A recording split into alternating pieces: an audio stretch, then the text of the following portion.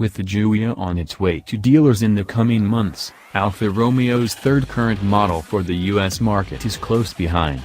The 2018 Stelvio will give the company an offering in the ever-popular crossover SUV segment, and should bring Alfa's signature style and driving dynamics to the party.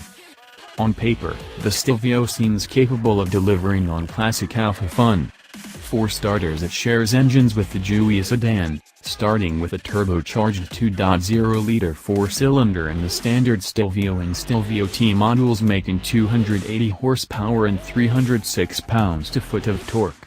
Alfa will offer a Quadrifoglio model as well, which has the same twin-turbocharged 2.9-liter V6 as the Giulia Quadrifoglio that pumps out 505 horsepower and 443 pounds-to-foot of torque. The company claims that the Stelvio Quadrifoglio will get to 60 miles per hour in 3.9 seconds, just a tenth behind the Giulia. Regardless of trim level, every Stelvio sends power through an 8-speed automatic transmission connected to Alfa's Q4 all-wheel drive system. A mechanical limited-slip rear differential is available, and the Quadrifoglio adds a torque vectoring rear differential.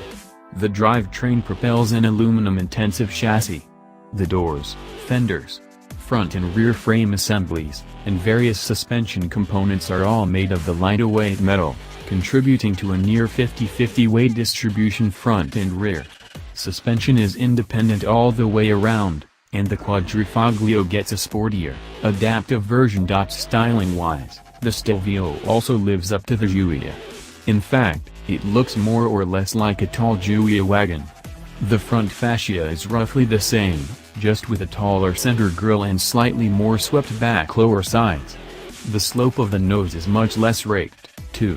The character lines along the flanks and even the rear bumper are all very similar to the Giulia Quadrifoglio. The one part that isn't as successful, though, is the tail end. It appears Alfa tried to give the Stelvio a gently sloping hatch, but the result is a bulbous backside with lot of sheet metal. Inside, the Stelvio again echoes its sedan sibling, though in this case the top of the dash peaks above the center screen and slopes down to the right vent. In the Giulia, the top of the dash drops down immediately from the gauge cluster, and only rises again at the right vent. Speaking of gauges, the Stelvio features a 7-inch screen nestled between the tach and speedometer, the latter reading up to 200 miles per hour in the Quadrifoglio.